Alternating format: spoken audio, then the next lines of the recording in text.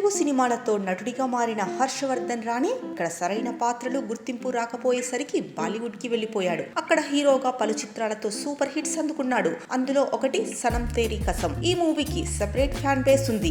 Recent గా release చేస్తే అద్భుతమైన వసూలు దక్కించుకుంది. దీంతో చిత్ర నిర్మాతలు సీక్వెల్ ని ప్రకటించారు. కానీ ఇప్పుడు ఆ ప్రాజెక్టు సందిగ్ధంలో పడింది. నిన్నటి వరకు పాక్ భారత్ మధ్య ఉద్రిక్త పరిస్థితులు నెలకొన్నాయి. పహల్గాం ఉగ్రదాడి తర్వాత మన దేశం ఆపరేషన్ సింధూర్ పేరుతో పాక్ లోని పలు ఉగ్ర స్థావరాల్ని మట్టుబెట్టింది.